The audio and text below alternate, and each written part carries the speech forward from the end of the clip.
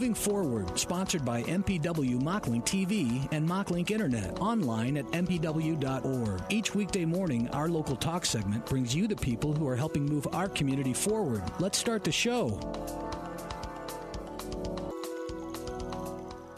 Good morning, AM 860 and FM 95.1 KWPC. I'm Jordan Davis. Thanks for joining us here this morning on this Tuesday. It's Tuesday, isn't it? I actually think I said it was Monday earlier today, and I'm pretty sure that's not quite right. So thanks for joining us here on this Tuesday for Moving Forward. With me in the studio this morning, Kim Warren and Tangie Viner. How are you, ladies? Good. How are you? Excellent. We're really excited to have you in. You're going to be telling us a little bit about an event going on here in the community, and it's all focused on the youth. So I'll let you take it away on exactly what it is. Yeah, there's going to be a free family event this Thursday night from 6 to 7, and it's going to be held at the administration school administration building at on Mulberry, and it's a free event that Oil Spiegel Puppets will be giving a puppet show. We'll have Amanda McKee with LSI that will be showing parents fun ways to read without reading. And every child will receive a free book.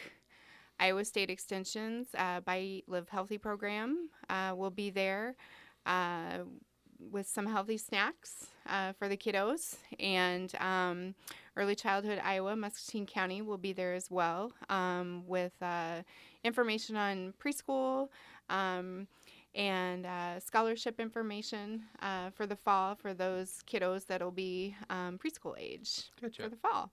Gotcha. So a couple of the things. So one, the Oil Spiegel Puppet Show. Now is that someone that comes through comes and does events with kids here pretty often? Yes, it's a puppet company out of West Liberty, and they come and do events all the time. They've been at the library, and they really gear events of this type towards young kids. So it'll be fun and engaging, and the kids will sit right up front and really close to the puppets. So is it up on a stage where they have kind of like the set made and the hands are behind a little wall and you can see the puppets? You can see the puppets just up? No, it's more of the puppeteers with the strings, so you do see the person next to it. What's that called? Marionette? Isn't that a marionette? I think so.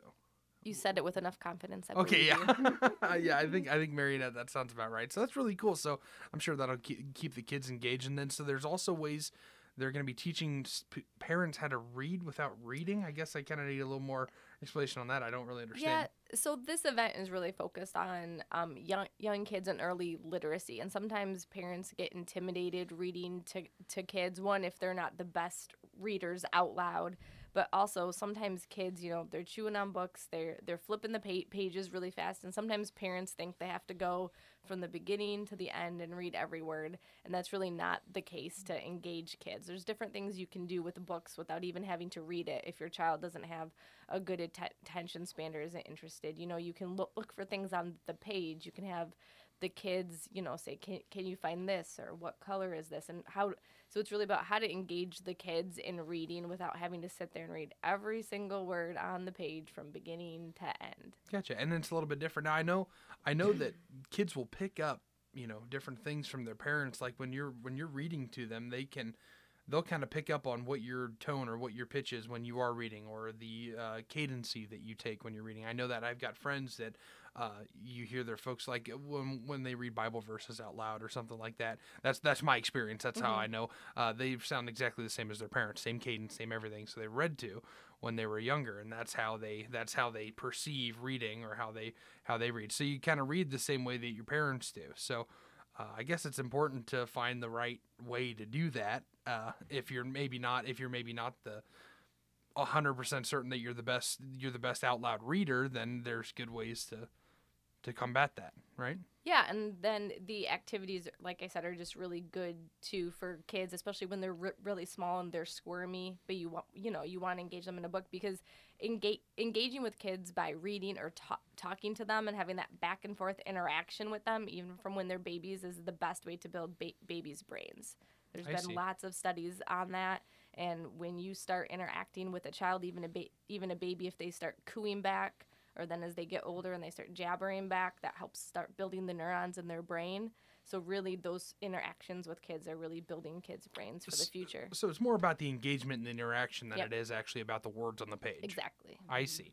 So they're teaching them ways to get them engaged in the book while they're sitting, they're reading, rather than maybe running through each and every word. They're going, do you see the cow on the page? Can you point to the cow? What sound does the cow make? Or maybe if the kid's younger than that, just whatever they can do to pointing, looking. So that's really interesting. That sounds like a great way to help parents get a little bit more involved in their kids' early stages of development with coming into literacy, because that's a big deal.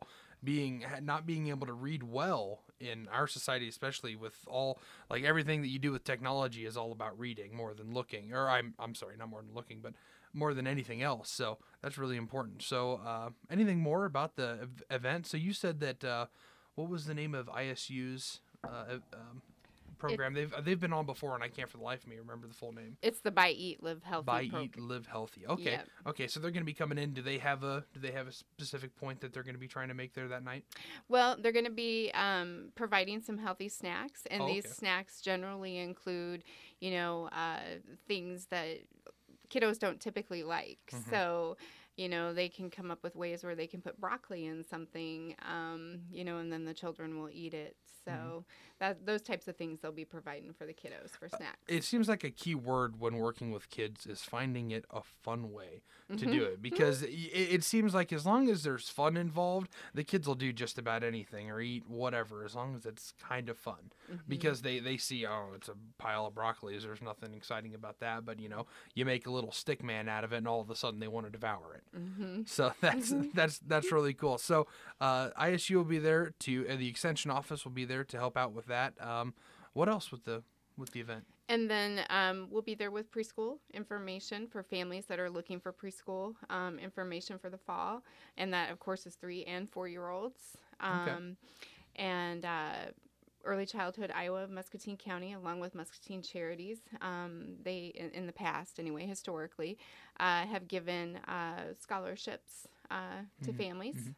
I was just about to ask, Muscatine Charities does, I had Taco Tom in to tell us a little bit about Muscatine Charities, what they do with the pre-K. So there'll be some information on, even if that might be the route that you need to go scholarship-wise, there'll be information for all of that. Excellent. Yep. And typically, the majority of the preschools in town, 4-year-olds can be free anyway through the statewide voluntary preschool program. See. So a lot of people don't realize that. And so for 3-year-olds and for the programs that are not a part of the statewide voluntary preschool program, families can apply for a scholarship through Early Childhood Iowa. I see. Excellent. Well, so because it all starts with this pre-K. You think about some of the older grades are kind of the crucial ones for, some different kinds of development, but their social and their really early stage learning all comes from right here. They need that little boost at the very beginning of their education to get to the point where they're great readers, they're great studiers, they're great. They're very well read. So they need to get to that point. So pre-K is important. Kindergarten's important. It's not just show up and draw and stuff all day. They're actually learning crucial skills that are going to help them make it in the real world. It's play with a purpose. Right. And that's crucial. And we love hearing about that. I'm glad that there's an event like this going on. It is all free. All of this is free. You come, you get all this information. There's the event, and even your kid will leave with a book too. Excellent. Well, is there anything else you'd like to share about the event? I think just one comment I'd like to make about preschools, that some of the preschools are going to be there, and there's going to be door prizes. So this is also a good opportunity for parents if they're thinking about registering their kid for preschool and they're not sure. They'll be able to be there and meet some preschool teachers and interact with them and kind of see, feel more comfortable with who they'd be taking their kids to. I know sometimes people get a little intimidated thinking about dropping their little 3-year-old off, but we really have some wonderful preschools with amazing I was going to say there's a lot of community. preschools. So there'll be several teachers from several of the different schools there. So it's a great time to meet and greet with and kind of make your decision on where's best, because it's more than just which one's closest. It's which one do you think is the best fit for your kid. So, and parents really enjoy that opportunity to get that to get in to speak with people that they know they're going to be leaving their kids with. You know, how many hours out of the day is pre-K anymore? I don't remember. Is it? It depends on where you go in the age. 3-year-olds, if it's at a community school, which is not a district preschool, it's a couple hours, a couple days a week. And then 4-year-olds have to be at least 10 hours a week. So gotcha. A couple hours a day or a little more if it's a few days a week. Gotcha. Then the district programs are more of a traditional. Yeah, I'd say that's the one part of school I don't remember. I think I've got a little bit of memory just about every other part of childhood, but pre-K is one that is just like, I don't think that ever happened. You can't prove it to me unless you've got pictures that I was ever there. So thank you so much for sharing with us. This is a free family event. It's called Night of the Young Child, correct? Yep. Night of the Young Child. So that's all April 26th, 6 to 7 p.m., 2900 Mulberry Avenue, right here on our road.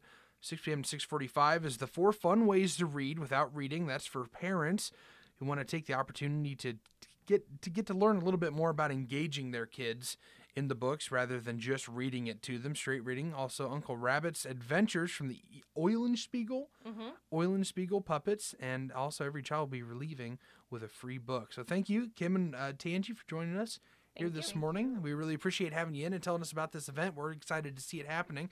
And we're glad that our pre-K and our kindergartners are so well taken care of here in Muscatine. So thank you very much, ladies. This has been a real pleasure here on Moving Forward on AM 860 and FM 95.1 KWPC and the voice of Muscatine.com.